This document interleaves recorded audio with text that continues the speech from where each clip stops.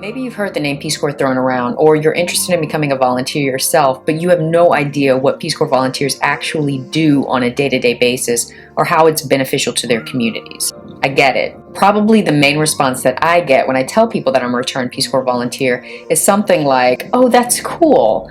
So what do you guys actually do?" That's a fair enough question. There are a lot of jobs that you can be assigned to do in the Peace Corps, but overall, all volunteers have the same function and the same purpose, no matter what sector they're assigned to or even what country they're assigned to. So in this video, I'll go over what Peace Corps volunteers actually do, why their work is important to their host communities, and I'll also give you some insight as to how my Peace Corps volunteer experience went when I served as a volunteer in the Kyrgyz Republic. So let's get to it. Hey everyone, I'm Ashley Noel. Thank you for tuning in. On this channel, we talk about tips for living and working abroad. We also talk about leadership tips and military lifestyles. So if any of those topics interest you, please make sure to hit that like button down below and also subscribe. So what do Peace Corps volunteers actually do? There are a lot of different sectors that a Peace Corps volunteer can be assigned to. So you can be assigned as an education volunteer, you can be assigned to health, agriculture, community economic development, which is basically business, youth and development, and also environmental.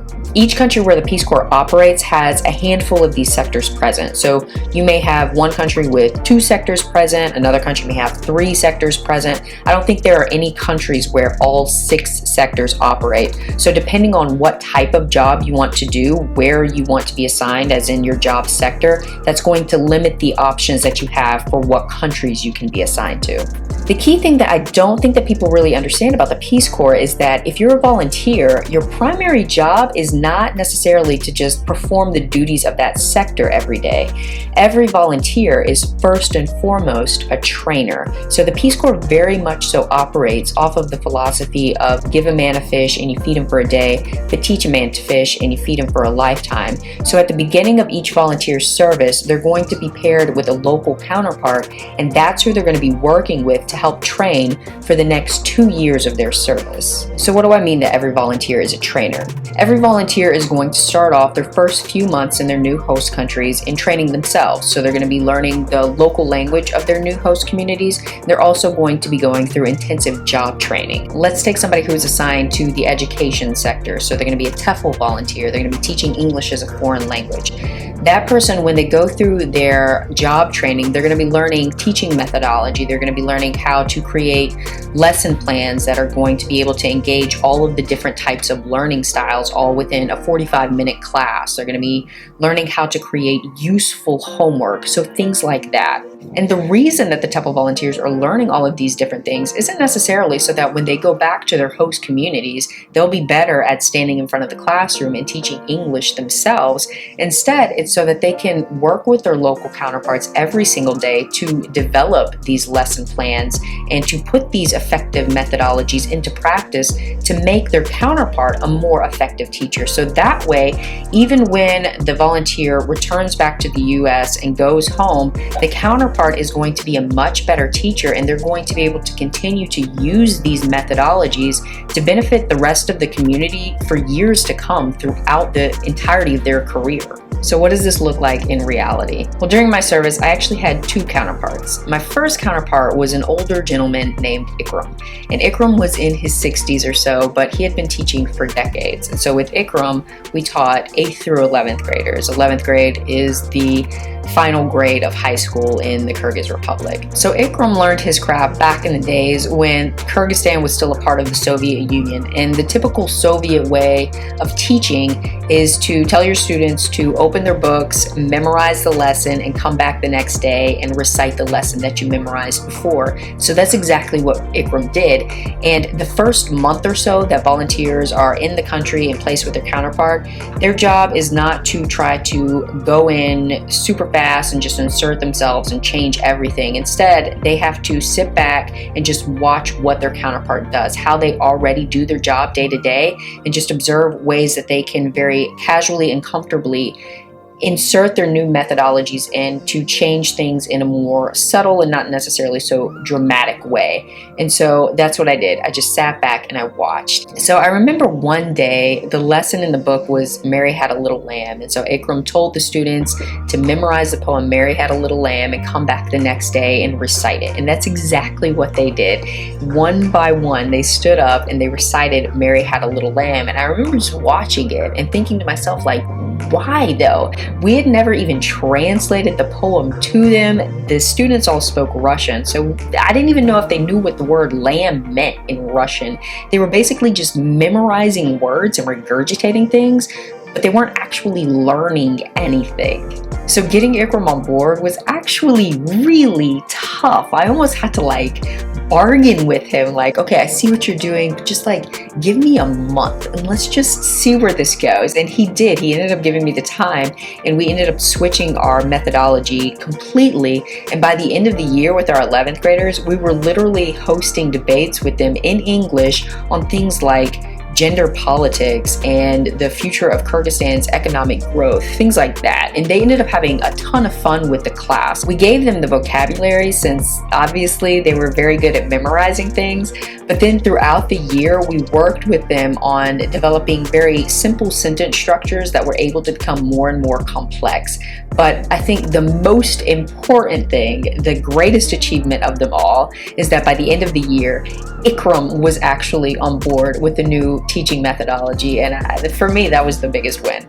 For my second year, we got a new teacher to the school, a young female teacher named Kanake, and so we all thought it would be more beneficial that I start working with Kanake since she's so new to her career. And Kanake very quickly ended up becoming one of my favorite people in the country. With Kanake, we taught 3rd through 5th graders, and so in my school, 3rd grade was the earliest that students started to learn English, and even though those kids were new to learning English, they were able to progress super quickly because Kanake was so on board with the more modern teaching methodologies and just a great teacher and excited to learn and to teach. And I remember that by the end of the year, we ended up putting on a showcase with the 5th graders.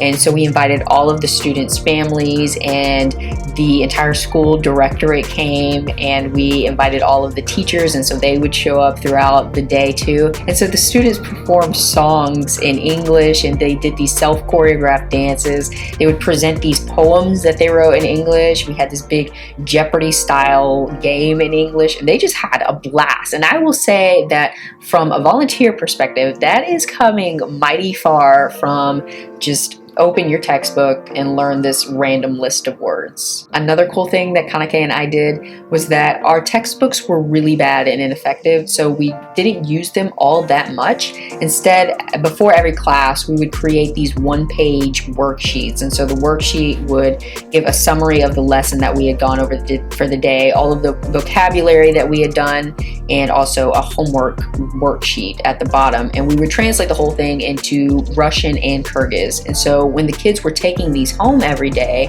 what we found out was that their parents were doing these worksheets with them. And so it wasn't just the kids who were learning English, the parents were using these worksheets to learn English themselves. And they would come up to us and they would start saying things in English too.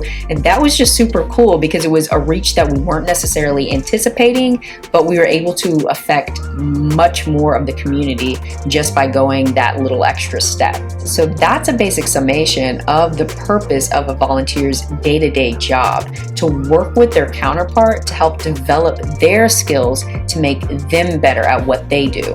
Because the volunteer is going to leave in 2 years, but the counterpart is going to be there for the rest of their lives, benefiting the community for the rest of their careers. That's the impact that you make as a volunteer, and that's why the volunteer service is so beneficial to the entire community as a whole. And even though I used a TEFL experience as an example here, the same methodology and practice exists throughout all of the different sectors. So let's say, for instance, you may be a community economic development volunteer. Your job may be to help your counterpart develop better business management or outreach skills.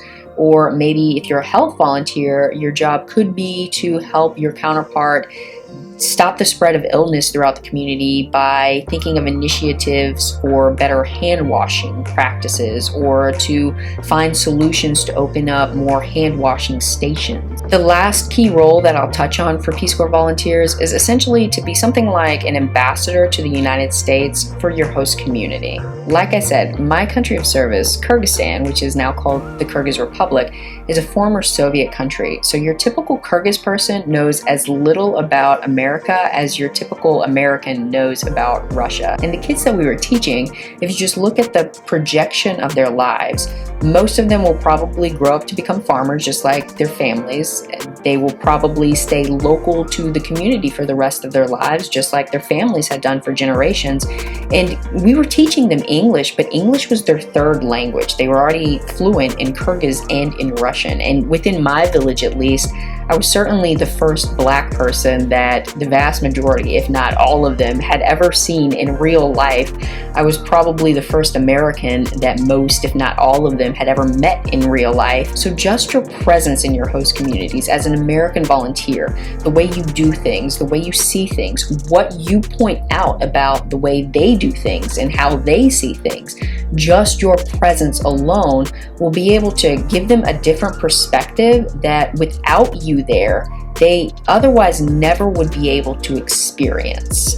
That is no small thing, because you definitely have the opportunity to change people's minds and have a valuable impact on people's lives. So if you're thinking about becoming a volunteer, once you actually get into your service, what you'll be doing on a day-to-day basis, it might seem insignificant to you at the time when you're going through the motions, but if you just zoom out and look at everything on a more objective and larger scale, then you'll come to realize that your presence there is absolutely in no way insignificant.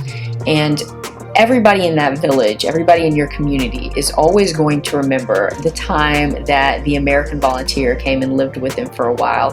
And you will absolutely never forget the time that you came and lived with them too. So keep that in mind when things get tough, because things will certainly, undoubtedly get tough, but you will make it through, God willing. If you like this video or learned something new, please make sure to hit that like button down below and also subscribe. It does actually help the channel. It's completely free to you, and it lets me know that the information that I'm providing is actually useful. If you have any questions about the Peace Corps generally, please feel free to leave a comment below. I post new videos every week, so please make sure to keep checking back for my next uploads. Thank you for stopping by. I do appreciate your time, and I'll see you.